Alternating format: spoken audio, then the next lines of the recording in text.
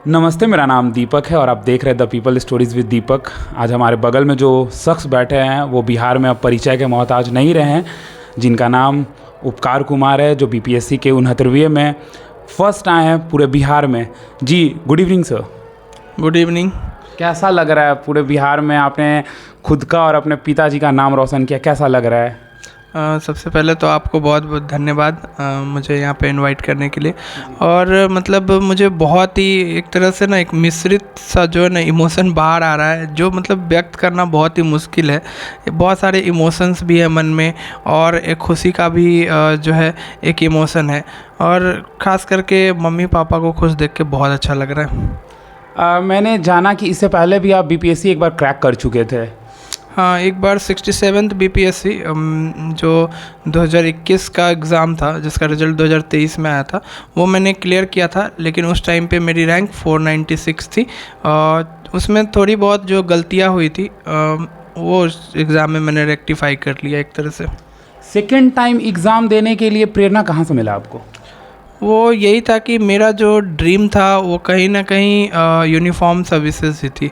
तो uniform service तक जाना तो मतलब उसके लिए मुझे फिर से अटैम्प्ट देने की ज़रूरत थी। तो मैंने मतलब एक तरीके से ना अपने दिमाग में ये सोचा कि मुझे पहले जो है एक बार और बीपीएससी देना है, फिर मैं यूपीएससी के बारे में सोचूंगा। लेकिन फ़िलहाल मुझे बीपीएससी पे कंसंट्रेट करना है, और कुछ हो ना हो मुझे यूनिफॉर्म सर्विसेज जो है में से कोई जो है एक मुझे चूज़ करना है। मैंने ये नहीं सोचा था कि मेरी रैंक जो है 1 आ जाएगी, लेकिन ये मतलब एग्ज़ाम के बाद मुझे लग रहा था कि मेरा जो है टॉप 100 तो इस बार आ जाएगा। टॉप 100 सोच रहे थे और आज आप फर्स्ट रैंक हासिल किया, कैसा महसूस हो रहा है उसका?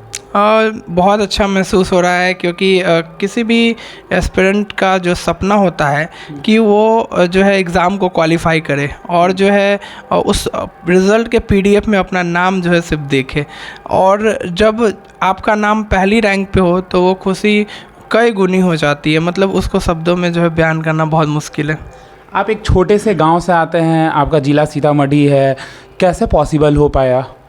और देखिए, जो ग्रामीण पृष्ठभूमि में होने के कारण जो है कुछ समस्याएं आती है। जैसे वहाँ पे लोगों के पास बहुत सारे जो है जॉब और फील्ड्स की बहुत ज़्यादा अवेयरनेस नहीं होती कि आपको किस किस फील्ड में आप जा सकते हैं। लेकिन धीरे धीरे जैसे जैसे आप आगे बढ़ते हो, आपको धीरे धीरे जो है डिफरेंट जॉब्स के बारे में पता चलता है।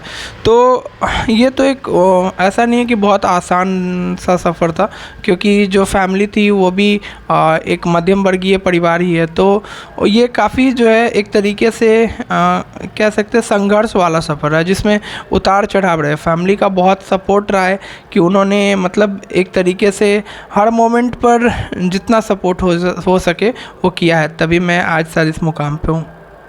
कभी ऐसा आपको महसूस हुआ जब आप तैयारी कर रहे थे तो कि अब नहीं हो पाएगा? तो जैसे क्या होता है कि छात्र तैयारी करते हैं तो उम्मीद खो देते हैं, तो फिर एक प्रेरणा चाहिए उनको, तो कैसे मतलब गाइड करेंगे आने वाले छात्रों को जो तैयारी कर रहे हैं और उनको उम्मीद खो देते हैं और उनके पास ऑप्शंस नहीं दिखते हैं?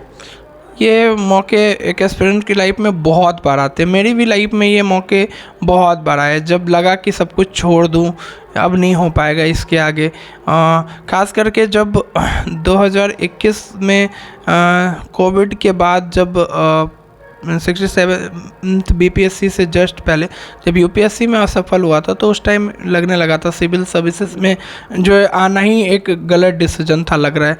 लेकिन फिर मैंने सोचा मैंने शुरू क्यों किया था, तो मुझे लगा कि नहीं, एक बार तो बीपीएससी दे के देखते हैं। तो बीपीएससी की प्रिपरेशन शुरू करी, तो पहली बार में भी उतनी अच्छी प्रिपरेशन नहीं थी। मतलब एक लेवल तक था कि मैं प्रीलिम्स क्वालिफाई कर जाता और मे बी मेंस में भी अच्छा कर जाता, लेकिन ये था कि श्योर शॉट रिज़ल्ट का की जो बात होती है वो नहीं था उस टाइम पे। फिर जो है 67th का जो पेपर लीक हुआ उस टाइम पे मुझे इसके बाद एग्ज़ाम 3 महीने और आगे बढ़ गया, और उस 3 महीने में मैंने अपनी सारी गलतियों पर नज़र डाला कि मैंने क्यों जो है सिर्फ एग्ज़ाम में इतने कम मार्क्स स्कोर किए, जो मैं सिर्फ जो है कटअप के आसपास दिख रहा हूँ प्रीलिम्स में। मैं इतने मार्क्स स्कोर करूँगा कि कटअप की चिंता ही नहीं रहेगी, तो फिर मेरा मेंस भी अच्छे से प्रिपेयर हो पाएगा। तो ये चीज़ जो है ना मेरे लाइफ में उसी 3 महीने में आई कि मैंने जो है ना उस 3 महीने में जी तोड़ पढ़ाई करी। मतलब ये हो सकती, जितनी पढ़ाई हो सकती थी ना उस 3 महीने में करी। और उससे पहले जो यूपीएससी में प्रिपेयर किया था उसका मुझे काफ़ी फ़ायदा मिला। जब पैटर्न बदला तो उस टाइम पे मुझे 69th में ये उसका फ़ायदा मिला कि एक तो एस्से पेपर मेरा काफ़ी रेडी था पहले से, और मुझे बस उस पर अपना एक तरीके से उसको पॉलिश करना था चीज़ों को, मेरे पास एक बेस था फिर। और इस GS1 और GS2 में मेरी आंसर राइटिंग काफ़ी अच्छी रही है हमेशा से। हिंदी मीडियम में होने के कारण मैं हिंदी में काफ़ी कंफर्टेबल रहा हूँ, जिसके कारण जो है मेरी आंसर राइटिंग में मुझे आंसर फ्रेमिंग में हो या फिर क्या यूज़ करना है उसमें, मैप्स यूज़ करने हैं या फिर ग्राफ यूज़ करने हैं, ये सब काफ़ी अच्छे से पता था। तो क्या लैंग्वेज बैरियर बनता है कोई भी मीडियम में, लैंग्वेज बैरियर बनता है या नहीं? यहाँ पे लोग कहते हैं कि हिंदी है, इंग्लिश है, CBSE वाले कर सकते हैं या बिहार बोर्ड वाले कर सकते हैं, कैसे देखते हैं आप? तो हिंदी के छात्र होते हुए भी और टॉप 1 आए हैं, तो कैसे देखते हैं इन चीज़ों को? सबसे पहले तो मैं बोलना चाहूँगा कि लैंग्वेज तभी बैरियर बन सकता है ना जब आप उसको बैरियर बनने दोगे। सबसे पहले तो इंग्लिश में इतना पहले कंटेंट अवेलेबल होता था, इसलिए हिंदी मीडियम के छात्र पिछड़ जाते थे। एक तो कंटेंट की समस्या थी जो अब काफ़ी हद तक सॉल्व हो गई है कि अब डिफरेंट जितने भी कोचिंग इंस्टीट्यूट है या फिर डिफरेंट यूट्यूबर्स है, उन्होंने मतलब काफ़ी अच्छा कंटेंट हिंदी में भी दिया है। तो एक तो ये है, और दूसरा ये है कि पहले ये समस्या होती थी कि एक तरीके से अभी भी ये समस्या है कि जब हम इंग्लिश मीडियम में तैयारी करते हैं तो हम अच्छी वोकैबलरी को देखते हैं कि हमारी वोकैबलरी क्या है। मतलब हम नॉर्मल लैंग्वेज इंग्लिश में यूज़ नहीं करते, हम अच्छे वर्ड्स को यूज़ करते हैं। और जो NCERTs है, जो बुक्स लिखी हुई है, उसमें भी अच्छी लैंग्वेज है, तो हम उन्हीं वर्ड्स को रिपीट करते हैं, तो आपकी लैंग्वेज खुद ब खुद अच्छी हो जाती है। हिंदी मीडियम में जब हम तैयारी करना शुरू करते हैं तो हम नॉर्मल भाषा का उपयोग करने लगते हैं, जो हमारे बोलचाल की भाषा है। तो ऐसे में उसकी जो प्रभावशीलता है वो कम हो जाती है, और प्रभावशीलता जब कम हो जाती है तो आप एक तरीके से जो उस तरीके से आप प्रभावी नहीं लिखोगे तो आपके मार्क्स भी कम आते हैं। तो यहाँ लैंग्वेज बैरियर नहीं है, आपने उस लैंग्वेज को उस लेवल पे जाके नहीं पढ़ा है। अगर आपकी लेखन शैली में वो क्षमता होगी तो आप जो है आंसर्स पर जो है टीचर्स को मार्क्स देने के लिए मजबूर कर दोगे। बिल्कुल। तो 12th पास होने के बाद बच्चे कैसे इस चीज़ का प्रिपरेशन कर सकते हैं? क्या उनको स्टेप्स अपनाना चाहिए ताकि ईजिली तो नहीं, मेहनत है बिल्कुल, आपने कहा स्ट्रगल है तो वो तो करना होगा, लेकिन गाइडेंस आप एक बार कीजिए बच्चों को जो देख रहे हैं इन वीडियो को। मैं यही कहना चाहूँगा बच्चों के लिए कि जो अगर 12th पास किए हैं और अगर आपका सपना है सिविल सर्विसेज का, खास करके BPSC का अगर आपका सपना है, तो आप सबसे पहले तो ये कीजिए कि जो बेसिक NCERT की बुक है, जो भी बेसिक बुक है उसको अच्छे से कंप्लीट करिए। 1 बार 2 बार 3 बार अच्छे से रिवाइज कीजिए। इवन जो बिहार बोर्ड से, वो बिहार बोर्ड की कुछ बुक्स जैसे हिस्ट्री की बुक्स काफ़ी अच्छी है, ज्योग्राफी की बुक काफ़ी अच्छी है, उन सबको जो है आप ऐसा नहीं आप समझिए कि जो CBSE की बुक्स है वही अच्छी है। आप बिहार बोर्ड के 9th और 10th की ज्योग्राफी देखोगे तो BPSC के पिछले 2-3 साल के मेंस के क्वेश्चन आपको डायरेक्ट दिखाई पड़ेंगे उस बुक से। इसके अलावा जब आप 8th क्लास की हिस्ट्री देखोगे तो आपको काफ़ी ऐसे फैक्ट दिखेंगे जो बिहार स्पेशल में हम पढ़ते हैं, जो आपको NCERT में वो एज नहीं मिलता है, तो आप वो भी फॉलो कर सकते हैं। इसके अलावा साइंस में आप 6 से 10 तक की NCERT आप कम से कम कंप्लीट कर सकते हो। 68वीं BPSC का एग्जाम्पल लूँ तो कम से कम 30 में से 28 सवाल साइंस के डायरेक्ट NCERT से थे 6 से 10 की। तो ये बहुत बड़ा फैक्टर है कि जब आप NCERT पढ़ते हो और अच्छे से पढ़ते हो, उसको समझ के पढ़ते हो, तो आप क्वेश्चंस भी करके जाते हो। अच्छा, ये बात कहा जाता है यूट्यूब पे और कहीं पे लोग डाल देते हैं कि इंटरव्यू में जाइए तो पूछता है कि सीढ़ी कितने चढ़कर आए, बटन कितने हैं शर्ट्स में, क्या ये सही बात है? नहीं, ऐसा कुछ तो नहीं पूछा जाता है। कभी कभी मे बी अवेयरनेस के लिए किसी से पूछ लेते होंगे। जैसे एक से पूछा, ये क्वेश्चन पूछा गया था कि जैसे आप आए हैं तो आपने किस किस सिटीज़ को पार किया है, तो ये क्वेश्चंस कभी कभी अवेयरनेस चेक करने के लिए पूछा जाता है। लेकिन अगर आप हम्बली अगर ये भी बोल देंगे कि सर मेरा ध्यान नहीं था या मैं उस टाइम पे सो रहा था, तो अगर आप सच बोलेंगे, चीज़ों को अगर हैंडल कर लेंगे, तो ये क्वेश्चंस का कोई वो नहीं है। लेकिन वो आपका जो एक्चुअल में प्रेजेंस ऑफ माइंड चेक करना चाहते हैं कि आपका प्रेजेंस ऑफ माइंड क्या है। वो कोशिश करते हैं कि आपकी पर्सनालिटी को जाने, वो आपके नॉलेज लेवल को चेक नहीं कर रहे होते। क्या सेम स्टेट में रहकर या अपने गांव से रहकर BPSC क्वालिफाई किया जा सकता है? बिल्कुल किया जा सकता है अपने गांव में रह के। बस आपका जो एनवायरनमेंट है वो पॉजिटिव होना चाहिए। जो जैसे जो दोस्त है या फिर जो आसपास का एनवायरनमेंट है, अगर वो पॉजिटिव है, अगर वो सही से रिएक्ट कर रहा है। गांव में दिक्कत ये होती है कि आप अगर 2-4 घंटे पढ़ेंगे, फिर आपको अगर कोई काम आ गया तो आप बाहर चले जाएंगे, तो वो एनवायरनमेंट नहीं होता। बाहर में ये एनवायरनमेंट मिलता है, लेकिन अगर आप अपने घर में वो एनवायरनमेंट बना पाते हो, पॉजिटिव फ्रेंड्स हैं आपके, तो बिल्कुल जो है आप वो तैयारी कर सकते हो। कोई आपको जो है रोक नहीं सकता, क्योंकि अब सारी जो जितनी भी चीज़ें हैं वो ऑनलाइन अवेलेबल है। सारी चीज़ें आपको घर पे अवेलेबल है। आप अगर कोई चैनल सजेस्ट करें पढ़ाई के लिए तो कौन सा करेंगे बच्चों को? ऐसे तो मतलब बहुत सारे चैनल्स हैं जो काफ़ी यूज़फुल है। जैसे कि मतलब अगर बात करें तो ओनली आईएएस का मैं पहले सुमित सर का जो एडिटोरियल डिस्कशन आता था वो मैंने काफ़ी उसको देखा है। उससे काफ़ी एक तो सर के समझाने का तरीका काफ़ी अच्छा रहता है। दूसरा मैंने कुछ क्लासेस के जो ना मैंने रैंडम यूट्यूब चैनल्स को मतलब डिफरेंट सोर्सेस के लिए यूज़ किया है। जैसे मान लीजिए कि मैं अगर पढ़ रहा हूँ कि इंडिया में कौन कौन से ग्लेशियर्स हैं और मुझे अगर वो याद नहीं हो रहे हैं, तो मैंने रैंडम सर्च किया कि इंडियन ग्लेशियर की क्या ट्रिक है याद करने की। मुझे कोई भी वीडियो आता है किसी भी यूट्यूब चैनल का, मुझे उससे फ़र्क नहीं पड़ता, मुझे अपना कंटेंट चाहिए। मैंने उसको देखा, मुझे अच्छा लगा तो मैंने लिख लिया और वो याद हो गया। तो इस तरह आप एनसीईआरटी फॉलो करें और साथ में ये सब भी करें कि यूट्यूब पे आप करें। जैसे आप साइंस एंड टेक में आप 5G टेक्नोलॉजी पढ़ रहे हैं, तो आप 5G टेक्नोलॉजी तो बहुत लोग पढ़ा देंगे, लेकिन मैंने क्या किया कि मैंने उसको कोशिश किया कि उसको एनिमेशंस में देखूँ, नैनो टेक्नोलॉजी के एप्लीकेशंस को देखूँ कि क्या हो रहा है, तो वो लॉन्ग टर्म याद रहता है। जैसे एक एग्जांपल बताता हूँ कि मॉनसून का क्वेश्चन 69th में आया था, और मॉनसून मुझे आई थिंक 3 साल पहले पढ़ा था। उसके बाद मैंने उतना रिवाइज कभी किया नहीं था मॉनसून को, लेकिन उसमें कॉन्सेप्ट मेरा काफ़ी अच्छा था। तो अगर आप किसी सब्जेक्ट में कॉन्सेप्ट पढ़ लेते तो आप आराम से जो है उसको हैंडल कर लेंगे, क्योंकि आपको बेसिक कॉन्सेप्ट पता है तो आप लिख सकते हो।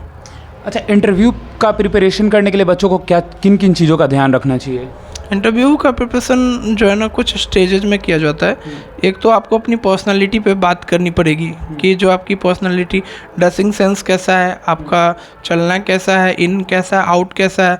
इसके अलावा जो है आप जो भाषा बोल रहे हैं वो कैसी है, जो आपका हैंड गेस्चर्स है वो कैसे हैं। इसके अलावा जो है जो आप जो चल के आ रहे हैं तो आपका हाथ जेब में नहीं है। ये एक पर्सनालिटी का एक पार्ट होता है जो एक तरीके से बाहरी आवरण है। एक होता है जो आपकी पर्सनालिटी के भीतर का भाग है। तो वो कैसे बाहर आता है, वो आपसे बात करने से बाहर आता है। तो बात करने के लिए वो कंफर्टेबल जोन पूछते हैं। वो पूछेंगे कि आप जो है ऑप्शनल में कंफर्टेबल है। वो ये नहीं जानना चाहते कि आप ऑप्शनल में कितना जानते हैं, वो ये जानना चाहते हैं कि ऑप्शनल में आपकी कंफर्टेबिलिटी अगर है, आप बात कर रहे हैं तो आप कैसे व्यक्तित्व के हैं। वो ये जैसे उन्होंने कुछ क्वेश्चन पूछा, मान लीजिए कि एक सिंपल सा मान लीजिए अब उन्होंने क्वेश्चन पूछा कि इजराइल हमास के बीच जो युद्ध हो रहा है उस पर भारत का क्या स्टैंड है। अगर इस क्वेश्चन का आंसर अगर अपने तरीके से अगर हम देंगे तो मे भी हमारा स्टैंड अलग हो सकता है, लेकिन अगर आप इंडिया का स्टैंड अगर देखेंगे तो वो अलग है। तो सिर्फ बातों से नहीं होता, जब हमें बेसिक सब्जेक्ट का ज्ञान होता है तो वो जो है काफ़ी जो है हम लोगों को हेल्प करता है। और इंटरव्यू में हमेशा हम लोगों को ना ऐसे जवाब देने चाहिए जो एक तो संतुलित हो, दूसरा काफ़ी जो है एक सेंसिटिव हो, मतलब खास करके वुमेन्स के प्रति सेंसिटिव हो, किसी को हर्ट ना करे, तो उनके प्रति जो है अपना व्यवहार बना के वो जवाब देना पड़ेगा। और तीसरी बात कि आपको जो है ये देखना पड़ेगा कि जो आप बोल रहे हैं क्या वो कॉन्स्टिट्यूशन के हिसाब से या लॉ के हिसाब से सही है कि नहीं। तो क्या सिविल सर्विसेज का एग्ज़ाम क्वालिफाई करने के लिए बच्चों को शुरू से ही सीरियस होना होगा या 10th 12th तक करने का, मतलब मेरा कहने का अर्थ ये है, क्या 10th 12th का पढ़ाई मैटर करता है बीपीएससी का प्रिपरेशन करने से पहले? एक्चुअल में 10th 12th का पढ़ाई जो है ना एक आपको एक आदत देता है। ये 10th-12th का मार्क्स आपको ये डिसाइड नहीं करता कि आप बीपीएससी निकालेंगे कि यूपीएससी। आपको जो जो आदत बनी है, आपने अगर 8 घंटे 10 घंटे 6 घंटे पढ़ने की आदत बना ली है, वो 10th में आपको आता है, 10th तक आता है। बचपन से अगर वो आदत आपके अंदर है तो आप बैठ सकते हैं, सबसे बड़ी बात है। और अगर आप बैठेंगे तो आप कुछ ना कुछ पढ़ेंगे, जो एक अच्छी आदत है।